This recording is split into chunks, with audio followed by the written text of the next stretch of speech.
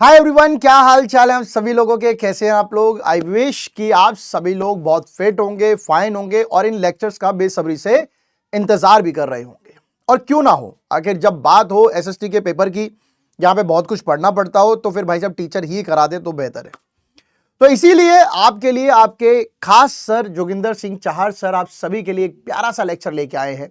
नाम है earth as a planet. आप सभी लोग जानते हैं, जब बात अर्थ की हो यानी एज अ प्लैनेट जब हम पढ़ते हैं तो इसमें हम बहुत सारी चीजों को पढ़ते हैं। फिर चाहे वो वाटर साइकिल की हो, चाहे वो इकोसिस्टम हो, चाहे वो बायोस्फीयर हो, अर्थ ऐसे यूनिवर्सल में जब आप काउंटिंग करते हैं उसके रिलेटेड जानकारियां हो, उसका रिवॉल्यूशन, रोटेशन, देन उसके उस पर होने वाली न्यूट्रिशन साइकिल, चाहे वो कार्बन साइकिल, ऑक्सीजन साइकिल, चाहे वो नाइट्रोजन साइकिल हो, ऐसी बहुत सारी चीजों को आप इस चैप्टर में पढ़ने वाले हैं। तो चलिए शुरुआत करते हैं बिना किसी देरी के आज का ये प्यारा सा खास लेक्चर, जहां पे आपको वन शॉट सारे टॉपिक्स करवाए जा रहे हैं जो आपकी बुक में है। क्योंकि इस सीरीज को बहुत अच्छे तरीके से प्रिपेयर किया गया है, all concepts covered. That means कि आपकी बुक में जो भी कॉन्सेप्ट्स हैं, जितने भी टॉपिक्स हैं, उसको कवर्ड किया जा रहा है बेहतर तरीके से, प्यार से और बड़े ही आराम से। आप सभी लोगों को लेक्चर बहुत प्यार से देखना है और शुरुआत करते हैं अपने इस प्यारे से लेक्चर की, अपनी प्यारी सी बातचीत के साथ, जिसका नाम है अर्थ एज अ प्लैनेट। जब हम बात करते हैं इस प्लैनेट की, तो इसमें हम इसके शेप की भी चर्चा करेंगे। जब हम बात करते हैं इस प्लेनेट की, तो हम इसके ये भी देखेंगे कि क्यों लोग यहां पे रहना पसंद करते हैं, आखिर क्या ऐसी कौन सी कंडीशंस है जिनकी वजह से लाइफ जो है वो यहां पर एग्जिस्ट करती है, लाइफ यहां पर पॉसिबल है। तो चलिए फटाफट से देखते हैं। जब आप बात कर रहे हैं अर्थ की, तो आप सभी के मन में ख्याल आता होगा कि अर्थ वही है जो नीली नीली है, थोड़ा सा ऐसा गोल भैया, एक गोल चक्र, जो एक ऐसा स्फीयर जो नीला है। आपको कमेंट सेक्शन में लिखना है कि ऐसा क्या है अर्थ के पास जिसकी वजह से ब्लू नजर आती है। क्या परसेंट ऑफ वाटर है जो इस अर्थ को एक ह्यूमन के लिए, ह्यूमन की लाइफ के लिए, उसके सर्वाइवल के लिए उसे इंपॉर्टेंट बनाता है। तो ऐसे ही टॉपिकों को आज जानकारी में हम लोग पढ़ेंगे। अर्थ आप लोगों ने सबने सुना है, ये हमारा होम प्लेनेट है, हम इसी प्लेनेट पे रहते हैं। एंड जब बात करें सन की, तो सन, मरकरी, वीनस एंड अर्थ। तो सन से आप जाएंगे तो 1 2 3rd प्लेनेट ये जो आता है, एंड 5th लार्जेस्ट प्लेनेट है पूरे सोलर सिस्टम में।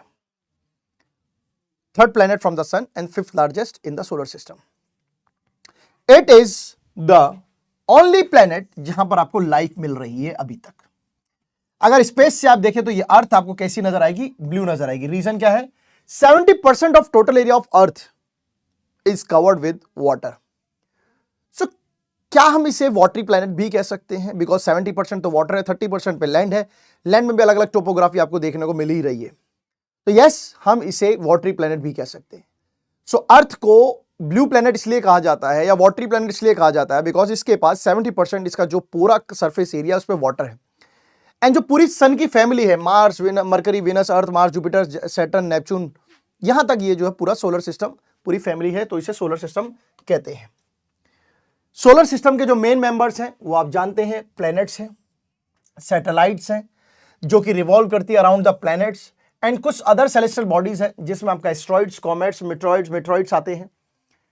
अगर इनकी एग्जिस्टेंस, जो इनकी सीक्वेंस है, उस बात में बात करें प्लैनेट की, तो ये आपके पास टोटल सीक्वेंस है, ये आप याद कर सकते हैं। वैसे सब लोगों को याद होगा ही होगा। तो यह आपका सोलर सिस्टम है। चलिए आगे देखते हैं, शेप ऑफ द अर्थ की बात करते हैं। आखिर अर्थ कैसी है? क्या ये गोल है? क्या ये रेक्टेंगुलर है? क्या ये स्क्वायर है या ट्रायंगुलर है? आखिर क्या है शेप ऑफ द अर्थ? तो देखिए, it is not a perfect गोला, परफेक्ट सर्कल। अर्थ की शेप ऐसी बिल्कुल भी नहीं है। तो अर्थ is not a perfect sphere. तो सर कैसी है? अब जब स्फीयर नहीं है और स्फीयर जैसी दिखती है, दैट मींस ये कुछ शेप ऐसी है, ऊपर से दबी हुई, साइड से बाहर निकली हुई, फ्लैट है यहां पर, और यहां पे थोड़ा सा बल्गी है, जैसे मोटापे में आपने पेट देखे होंगे लोगों के बाहर की तरफ निकले होते हैं, ऐसे इस तरीके से। तो it bulges slightly at the centre and it's flattened at the poles. Aryabhata ने क्या खूब कहा था कि अर्थ जो है स्फेरिकल शेप में दिखती है और अपने ही एक्सिस पर रोटेट करती है। तो ध्यान देखिएगा दोस्तों, उसने कभी नहीं कहा कि ये परफेक्टली स्फेयर है। आर्यभट्ट ने ये बोला कि भाई ये जो है स्फेरिकल इन शेप दिखती है, it's not a perfect sphere. ये आज हम महसूस कर रहे हैं। सेम बात ग्रीक फिलोसोफर जो आप देख रहे हैं, पाइथागोरस, उसने भी ये बात बोली कि भैया ये ऐसी ही है, मतलब स्फेरिकल है। तो ऐसे क्या प्रूफ है? ऐसे क्या एविडेंसेस हैं जिनके बेस पे हम ये कह सकते हैं कि अर्थ की शेप स्फेरिकल है? आर्यभट्ट ने कह दिया, हमने मान लिया, नहीं मान रहे, तो बताइए ऐसी क्या फीचर्स है? तो सबसे पहला है साइटिंग ऑफ ए शिप। बहुत सारे बच्चों को बहुत सारा डाउट होता है, या इसे कैसे याद करें? मैं कहता हूं इसे याद करना ही क्यों, सिंपल समझ लेते ना। किसी भी जहाज के 3 पार्ट याद कर लीजिए, किसी भी शिप के 3 पार्ट, ठीक है? वो 3 पार्ट जो है, मस्ट, जैसे आप पास जाओगे डेक, एंड और पास जाओगे फनल, एंड फाइनल पूरा हल। आप मुझे एक बात बताइए, अगर आप ऐसे फ्लैट लैंड पे खड़े हैं और ये पानी का जहाज आएगा तो आपको पूरा जहाज दिख जाएगा एक बार में, अगर अर्थ फ्लैट है। बट अगर अर्थ ऐसे है तो जब आप ऐसे किसी चीज को चढ़ाओगे, ऐसे जहाज को लाओगे और आप यहां खड़े हो, तो आपको सबसे पहले होपफुली ये पार्ट नजर आएगा, या ये पार्ट नजर आएगा, या ये पार्ट नजर आएगा। मुझे आप बताइए, अगर इस जहाज में आपको पता है वो झंडा जो लगा होता है, तो सबसे पहले आपको ये नजर आएगा, ये बीच वाला जो झंडा नजर आता है, जिसे आप क्या कहते हैं, मैस्ट कहते हैं। फिर इसका आगे का पार्ट, फिर बीच का पूरा पार्ट, फिर पीछे का पूरा पार्ट, और फिर एट द एंड जाते वक्त उल्टा हो जाता है। आप समझ गए होंगे, ये कर्व है। अब यहां से जहाज आ रहा है, अब आप सोचिए, इसके यहाँ पे जो झंडा लगा होगा, बीच में लगा लीजिए, कहीं भी लगा लीजिए, तो आपको वो नजर आएगा पहले, राइट? वो ऊंचा होगा। तो इसका मतलब ये थोड़ी है कि यार अर्थ फ्लैट है, इसका मतलब अर्थ कर्व है तभी ऐसी शेप बन रही है। अगर फ्लैट होती तो ये ऐसे आता, फिर तो पूरा आपको एक साथ जहाज दिखता। So if the earth were flat, अगर अर्थ फ्लैट होती तो एंटायर शिप एक बार में दिख जाता। बहुत सिंपल सी कहानी है, एक बार में जो अर्थ जो आपको नजर आ जाता। बिकॉज जब हम किसी समुद्र के किनारे खड़े हैं, एक जहाज को हम देख रहे हैं, तो सबसे पहले हमें मैस्ट नजर आ रहा है। वाई?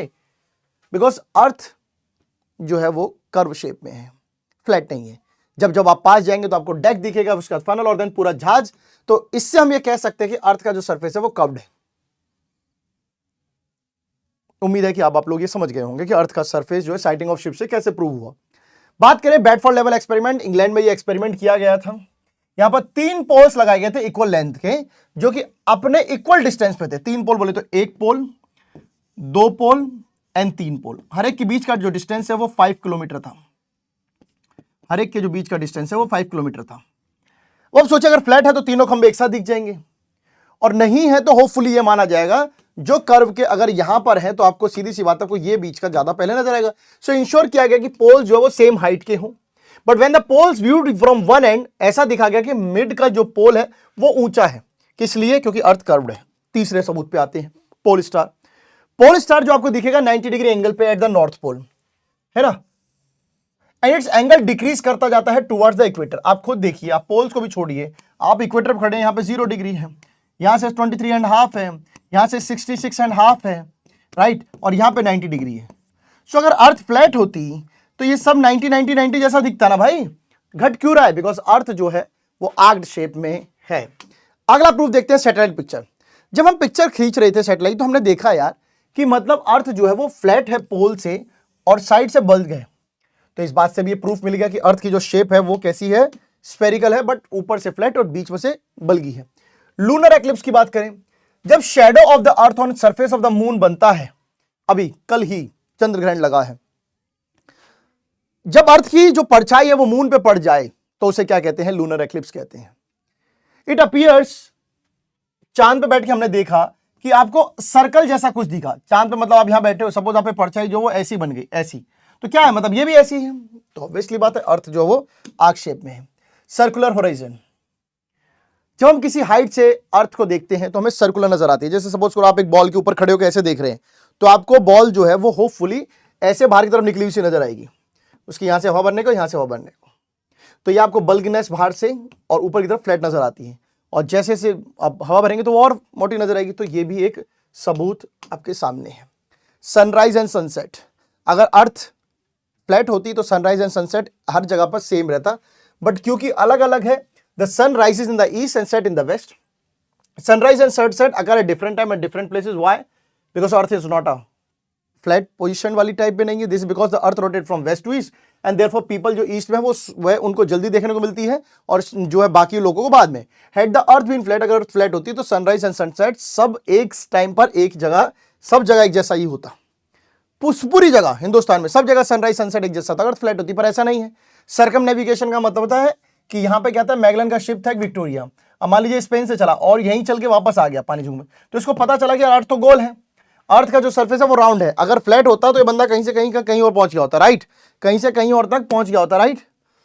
तो ये आपको समझ में आ गई बात, समझ में आ गई बात। नेक्स्ट चलते हैं, चलिए।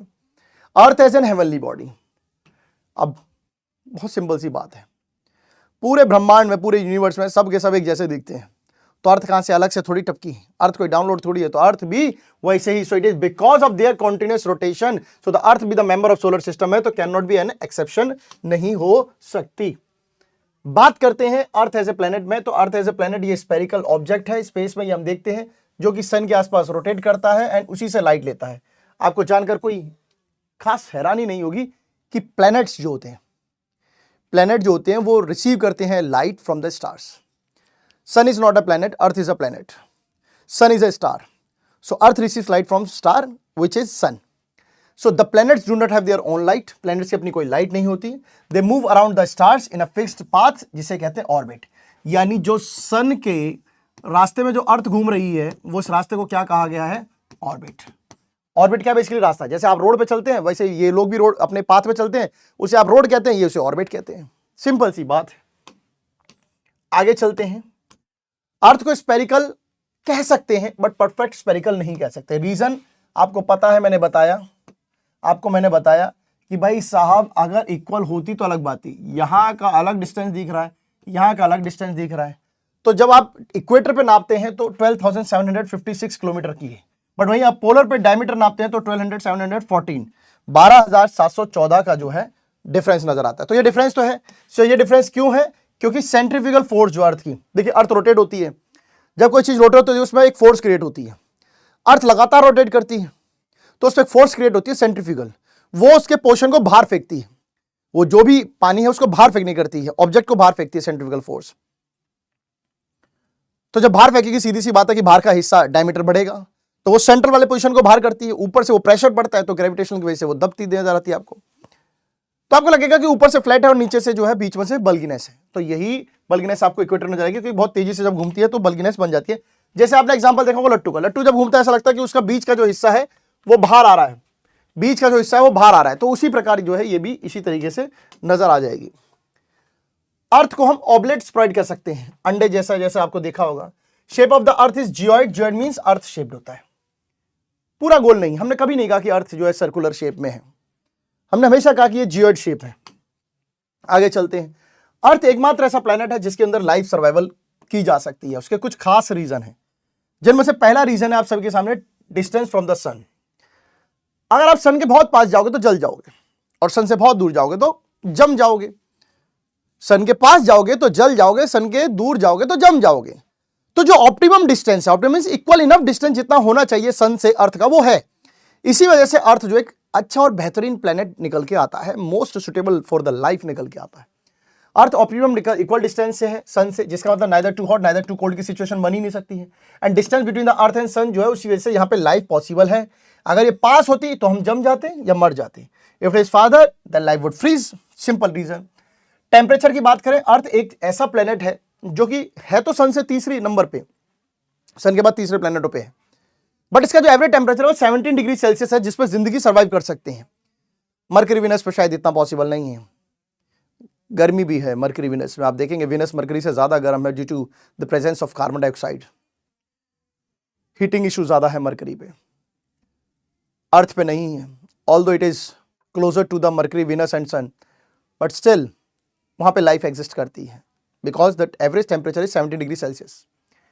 अगर इसका टेम्परेचर जरा सा भी कुछ बदला, एवरेज मान लो 10, 12, 15 हो गया या और 20, 30, 25 हो गया एवरेज टेम्परेचर, तो आप सोचिए एवरेज टेम्परेचर फिर अब जैसे हो रहा है गर्मी गर्मी से नहीं, सर्दी सर्दी ऐसे मर जाएंगे बहुत सारे लोग। तो अदर जो दो प्लेनेट है मरकरी विनस, वहां पे जो मैक्सिमम टेम्परेचर आप देख सकते हैं मोर देन 400 डिग्री सेल्सियस है। सीधा ऐसा पन्ना डालने का, कॉपी का, ऐसे जलने का, तो उसकी मृत्यु प्राप्त करने का। तो सोलर सिस्टम में ये गर्म प्लेनेट आपको देखने को मिल जाएंगे। विनस की बात करें, विनस सेकंड प्लेनेट है जहां पे सन से दूरी तो है बट हॉटनेस जो है वो मरकरी से ज्यादा है। कारण है कि जो एटमॉस्फेयर है विनस का उसमें ज्यादातर कार्बन डाइऑक्साइड है, और कार्बन डाइऑक्साइड हीट एब्जॉर्ब करती है, जिसकी वजह से ग्रीन हाउस इफेक्ट बनता है। ग्रीन हाउस इफेक्ट बनने की वजह से गर्मी बनती है। तो कार्बन डाइऑक्साइड क्या प्रोड्यूस करती है, ग्रीन हाउस इफेक्ट प्रोड्यूस करती है, इसलिए यहाँ का जो टेम्परेचर है बहुत ज्यादा रहता है। अर्थ का जो एटमॉस्फेयर है उसमें small amount of quantity of carbon dioxide मिलती है, इसलिए यहाँ पे पॉसिबिलिटी है। बात करें तीसरा एटमॉस्फेयर की, एटमॉस्फेयर वो लेयर है अर्थ में जहां पर बहुत सारी गैसेस पाई जाती हैं, जिसमें सबसे ज्यादा कमेंट में लिखने वाले को पता होगी कि आखिर कितनी वैल्यू में नाइट्रोजन पाया जाता है। उसके बाद आती है हाइड्रोजन, देन छोटी मोटी गैसेस आती हैं जिसमें आपका helium, argon and less than 1% इनकी वैल्यू है। एटमॉस्फेयर रिसीव करता है लाइट कहां से? ऑब्वियसली मैंने बताया अर्थ पे जो भी लाइट है वो सोलर सिस्टम से आती है, सोलर मतलब सन से आती है। अच्छा, अगर हम सारी लाइट ले लें तो हम अंदर झुलस के मर गए, और सारी छोट गई लाइट तो हम वैसे जम के मर गए। तो हमें जो लाइट आती है उसमें से आधी वापस चले जाते, कुछ हम एब्जॉर्ब कर लेते हैं। सो दिस वे बैलेंस जो है वो मेंटेन रहता है। अर्थ का जो एटमॉस्फेयर है उसमें बहुत सारी लाइफ सपोर्टिंग गैसेज है। नाइट्रोजन की भी जरूरत होती है, चाहे प्लांट हो चाहे हमें हो, carbon dioxide, oxygen, other gas में हीलियम, आर्गन, ये सभी गैसेस होती हैं। ओजोन जो होती है वो अर्थ के एटमॉस्फेयर में प्रेजेंट होती है, जो कि हार्मफुल जो यूवी रेज आती हैं, देखिए सन के साथ यूवी भी आता है, एसयूवी आपने पढ़ा होगा, एसयूवी, मिनी एसयूवी, एक्सयूवी बात नहीं कर रहा हूं, एसयूवी, सन से आने वाली यूवी रेज उसको एब्जॉर्ब कर लेती हैं। अगर एब्जॉर्ब ना करे तो स्किन कैंसर हो जाएगा। एटमॉस्फेयर हमको और बचाता है loss of heat from the earth surface, मतलब कि ये सन है, इससे रेज आई, ये अर्थ है, कुछ चली गई कुछ आ गई, तो इससे जो अर्थ वार्म भी बनी रहती है, बैलेंस बना रहता है। वाटर की बात करें, हम सभी जानते हैं कि अर्थ एक ऐसा प्लेनेट है जहां पर 70% जो है वाटर पाया जाता है, इसे इसलिए शायद वाटरी प्लेनेट भी कहते हैं। और यही डिस्ट्रीब्यूशन ऑफ वाटर जो है अर्थ के टेम्परेचर को मॉडरेट भी रखता है। वाटर नहीं होता तो गर्मी बढ़ सकती थी। वाटर समझ रहे हो ना, घी मतलब कूलर में अगर पानी पड़ जाए तो आपके टेम्परेचर को कैसे नॉर्मल कर देता है, वैसे ही है क्लाइमेट और सरफेस आपका कंडीशन ऑफ अर्थ डिस्ट्रीब्यूशन की वजह से, वाटर की वजह से बैलेंस रहता है। The self regulating and self sustaining structural and functional unit of biosphere. Biosphere क्या है? एक ऐसा गोला जहां पे सारे जीवन वाले लोग रहते हैं, जहां पर लिविंग ऑर्गेनिज्म रहते हैं। उसकी बेसिक फंक्शनल यूनिट है इकोसिस्टम। इकोसिस्टम मतलब जहां पे जानवर, पेड़ पौधे सब हैं। एंड ये जो इकोसिस्टम है डिपेंड करता है सोलर पे, यानी सन पे अपनी एनर्जी के लिए। एक पॉन्ड है, लेक है, डेजर्ट है, जानवर है, ये सब है, ये सब इकोसिस्टम में ही आते हैं, ये सब इकोसिस्टम में आते हैं। There is an exchange of materials and energy within the ecosystem. इस इकोसिस्टम में एनर्जी और मटेरियल का एक्सचेंज होता है। आप कुछ खाते हैं, कुछ निकालते हैं, उससे दूसरे को मिलता है, दूसरा कुछ खाता है, उसे निकालते हैं, इसे कहते हैं। So all are interconnected and hence interrelated. हम सब कनेक्ट भी हैं और इंटररिलेटेड भी हैं, क्योंकि पेड़ों से अगर हम कुछ लेते हैं तो पेड़ों को भी हम कुछ देते हैं, खाद तो देते ही हैं। बायोस्फीयर वो अर्थ का पार्ट है जहां पर आपका एयर, लैंड, वाटर सब एक साथ रहते हैं, जहां पे आपकी लाइफ जो है वो ट्रांसफॉर्म होती है। It is the life zone of the earth. Biosphere वही है जहां पे लाइफ पॉसिबल होती है। समुद्र से आने वाला पानी, रिवर से आने वाला, lakes evaporate into the atmosphere where it condenses and falls back as precipitation. Now what do mean by the precipitation? आप सभी जानते हो कि नीचे सरफेस पे वाटर है, जब भी सनलाइट पड़ेगी इस पानी को गर्म करेगी, गर्म करके ये एवापोरेट हो जाएगा, एवापोरेट करके ऊपर जाके बादलों में कंडेंस होना शुरू हो जाता है, और जब अपने मैक्सिमम पीक पॉइंट पे पहुंच जाता है तब ये प्रेसिपिटेट यानी बारिश या बर्फ के गोलों के रूप में आ जाता है। मोस्ट ऑफ द वाटर जो जमीन पे वापस इसी तरीके से आ जाता है। तो वाटर भी इस तरीके से बैलेंस रहता है, जिसे हम वाटर साइकिल या हाइड्रोलॉजिकल साइकिल कहते हैं। इसे हम क्या कहते हैं? वाटर साइकिल या हाइड्रोलॉजिकल साइकिल कहते हैं। राइट, एम आई राइट? वाटर साइकिल या हाइड्रोलॉजिकल साइकिल कहते हैं। So this is how the balancing between the evaporation, condensation, precipitation, ये सब बना रहता है, और इसी की वजह से जो लाइफ थोड़ी सी सही दिखती है। Water can absorb enormous amount of heat. पानी हीट को एब्जॉर्ब कर लेता है विदाउट टेम्परेचर चेंज हुए। पानी के अंदर ये ताकत है।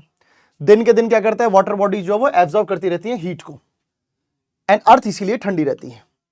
नाइट में वही वाटर बॉडीज जो है वही हीट को धीरे धीरे रिलीज करती है, that they absorb during the day, which along with other atmosphere effect keeping most of the surface from freezing at night. रात में अक्सर ठंड बहुत पड़ा करती है, सर्दियों में आप देख लीजिए कितना है, बट हम जमे नहीं। कारण है कि जिस पानी ने दिन में हीट को एब्जॉर्ब किया था वो हीट रिलीज कर रहा है, दिन में हमें गर्मी से नहीं मरने दिया और रात में हमें जमने से नहीं मरने दे रहा है। Thank you so much water भैया, thank you so much.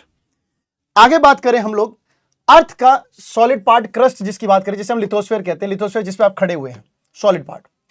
Weathering की वजह से रॉक्स की जब वेदरिंग होती है, रॉक जब टूटती है तो अर्थ का जो सरफेस है वो चटकता है, टूटता है, घिसता है, जिसकी वजह से एक मिट्टी बनके आगे परत लेयर में चली जाती है, जिसकी वजह से बहुत सारी लाइफ सपोर्टिंग जान मिल जाती है प्लांट्स को। प्लांट्स तो सॉइल पे डिपेंडेंट है, सॉइल रॉक से आई है, रॉक से सॉइल कैसे आई है? वेदरिंग हुई है, चटकी टूटी है। सॉइल आपको बहुत सारे न्यूट्रिएंट भी प्रोवाइड करती है, ऐसे पेड़ को, क्योंकि आप जो भी पेस्टिसाइड, फर्टिलाइजर डालते हैं वो सॉइल पे डालते हैं, सॉइल से वो अंदर जाता है, उसके रूट्स में जाता है, रूट से वो जो पेड़ों में वापस आता है। दिस इज हाउ द जो एनिमल लाइफ और ये सब जो है वो फिर उस पर डिपेंड रहती है। बात करें बायोस्फीयर की, बायोस्फीयर वो एरिया ऑफ वो कॉन्टेक्ट है जहां पे आपका एटमॉस्फेयर, लिथोस्फीयर और हाइड्रोस्फीयर तीनों रहते हो। जैसे ये जमीन है, यहाँ पे पानी है, ये लिथोस्फीयर है, ये हाइड्रोस्फीयर, ऊपर एटमॉस्फेयर, ये तो पूरा क्या बन गया? बायोस्फीयर बन गया। क्या बन गया? बायोस्फीयर बन गया। बायोस्फीयर में आपको सब चीजें मिलेंगी, चाहे वो लाइट की बात हो, चाहे वो हीट की बात हो, वाटर की बात हो या फूड की बात हो, बायोस्फीयर है ही चीज ऐसी है। बायोस्फीयर एक thin layer of approximately 15 kilometre from the deepest ocean से पाया जाता है to the greatest mountain peak के बीच में, मतलब ये उसकी मैक्सिमम लेयर है 15 किलोमीटर तक। ग्राउंड पे अगर हम बात करें तो ये 3 किलोमीटर बिलो तक, एंड ओशन में बात करें तो 200 मीटर डेप्थ में भी ये पाया जाता है। इसका कहने का मतलब यह कि जमीन से आसमान तक कितनी दूरी पर जिंदा सर्वाइव कर सकता है, वो ये है 15 किलोमीटर।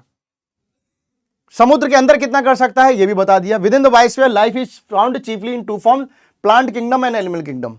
शायद ये बायोलॉजी में आप लोग पढ़ते होंगे, एनिमल आई, प्लांट और वो सब है ना, वो सब दो तरीके से जानवर और इंसान में मिलता है। तो ये आपका बायोस्फीयर आपके सामने है। बात करें लाइफ गिविंग साइकिल्स की, जिनसे जिंदगी चलती है, किससे जिंदगी जिनसे चलती है उन्हें हम लाइफ गिविंग साइकिल्स कहते हैं, जिसमें पहली है न्यूट्रिशन साइकिल। इस दुनिया में ऐसा कोई चीज नहीं जिसे न्यूट्रिशन की जरूरत नहीं, चाहे वो पेड़ हो, चाहे वो इंसान हो, चाहे वो कोई भी हो। न्यूट्रिशन साइकिल प्रेजेंट करती है रिलेशनशिप किसके बीच में, living and non living things के बीच में, ठीक है। It shows the interdependence of all living things on earth. क्या सारे लोग जो भी जिंदा है क्या वो अर्थ पे डिपेंडेंट नहीं है अपने खाने के लिए?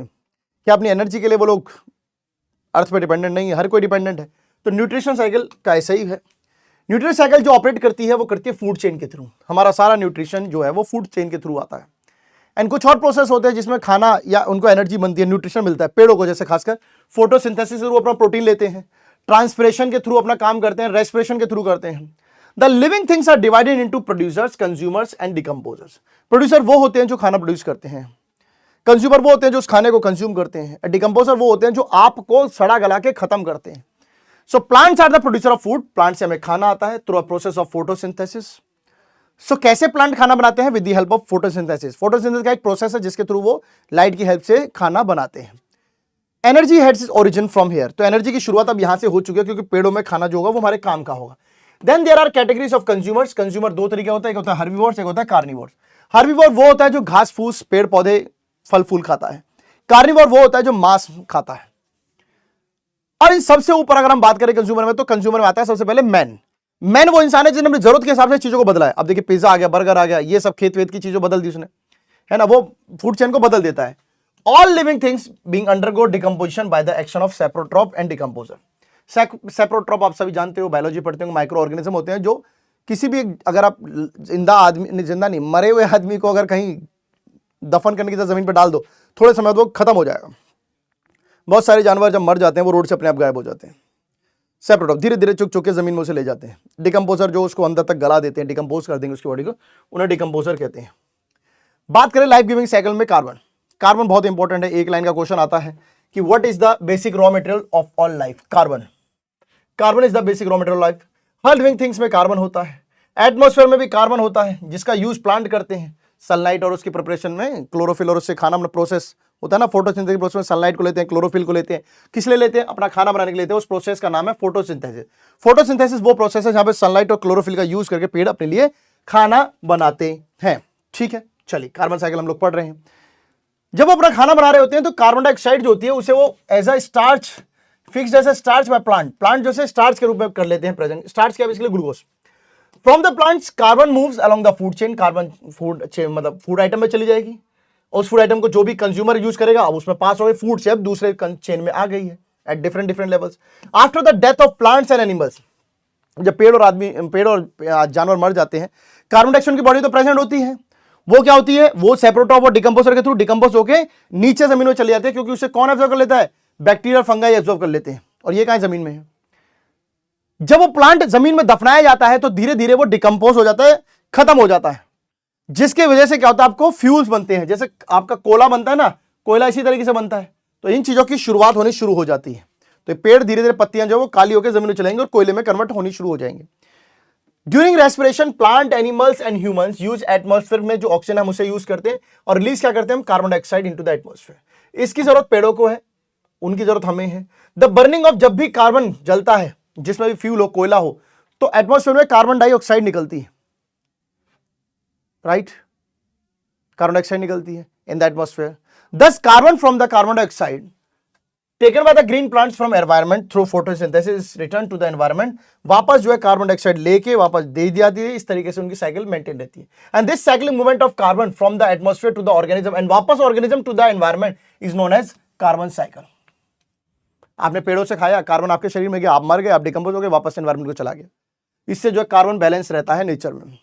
अगर कुछ भी इंबैलेंस हुआ तो आप जानते हैं जब भी कहीं पर भी कार्बन डाइऑक्साइड बढ़ी है, कार्बन बढ़ा है या कार्बन डाइऑक्साइड बढ़ी है, तो वहां पे हीट जनरेट हुई है। जो हाल विनस और मरकरी का हो रहा है वो हाल फिर अर्थ का होगा।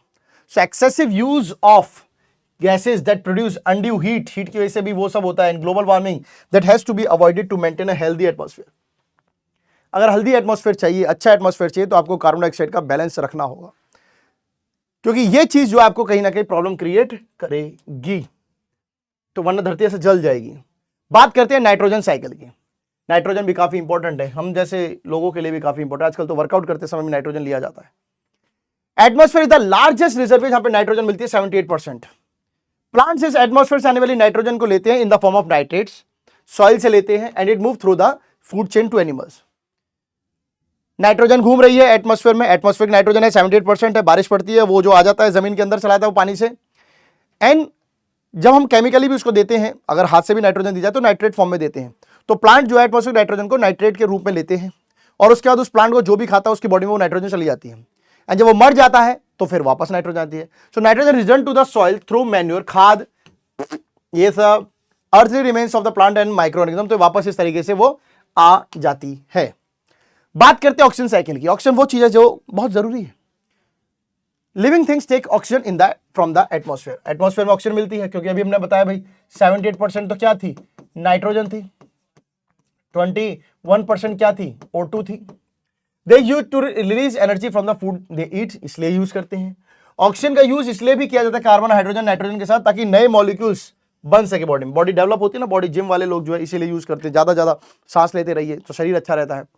ऑक्सीजन जो एटमॉस्फेयर में वापस आती है by green plants during their photosynthesis process में वापस कर देते हैं, and by plants and animals of part of carbon dioxide के थ्रू भी ऑक्सीजन आते हैं, क्योंकि इसमें भी CO2 आपको पता है O2 2 है। So thank you so much. उम्मीद है कि आप लोगों को छोटा सा प्यारा सा लेक्चर समझ में आ गया होगा। देरी किस बात की है, जब छोटे छोटे लेक्चर हो तो उन्हें पढ़ने में मजा भी आता है। क्रिस्प करिए, बिल्कुल बेटर तरीके से पढ़िए। आज की इस क्लास में आपने अर्थ एज ए प्लेनेट पढ़ा, हमने अर्थ के एविडेंसेस जाने कि हम कैसे कह सकते हैं कि अर्थ जो है वो फ्लैट एट द पोल्स है बल्कि एट द सेंटर है। हमने बहुत सारे प्रूफ करे। कितना याद करना है, एनी 5 पॉइंट्स आपको इस एविडेंस के लिए। उसके बाद अगर न्यूट्रिशन साइकिल और नाइट्रोजन साइकिल, कार्बन साइकिल और ऑक्सीजन साइकिल की बात करूं तो nitrogen cycle is two important and oxygen cycle is also important. ये दोनों याद कर लेने चाहिए। अर्थ क्यों फेवरेबल पार्ट है ह्यूमन काइंड के लिए यहाँ पे लाइफ को एग्जिस्ट करने का, तो आपको इसमें से भी 5 पॉइंट, टेम्परेचर हो, चाहे वो एटमॉस्फेयर हो, चाहे वो वाटर हो, तो ये सब पॉइंट्स आपको याद कर लेने चाहिए। बहुत ही जरूरी है, क्योंकि अर्थ ऐसे प्लेनेट है, वैसे छोटा चैप्टर, क्वेश्चन भी इसमें से कम आते हैं, बट 4 और 5 मार्क्स का क्वेश्चन तो कहीं नहीं गया, क्योंकि जब भी किसी क्वेश्चन को ब्रेक करना हो तो ये क्वेश्चन आसानी से बन जाते हैं।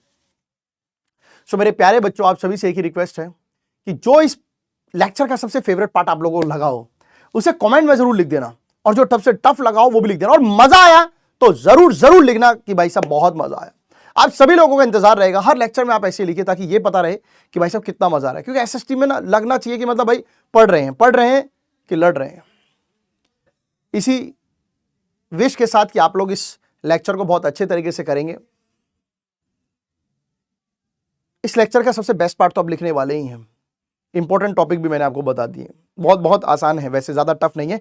एंड प्लीज आपके अगर एग्जाम आ रहे हैं तो आप इन लेक्चर्स को जरूर देखें, because these are very important. अगर आपको मार्क्स अच्छे लेके आने हैं, आप मैराथन देख रहे हैं वो अच्छी बात है। अगर आपको वहां से भी वन शॉट का थोड़ा आराम से पढ़ना है तो आप यहां से पढ़ सकते हैं। मिलते हैं अगली बार, तब तक के लिए see you, good night, take care. मुस्कुराते रहिए, पढ़ते रहिए, क्लासेस को एंजॉय करते रहिए। Thank you so much guys.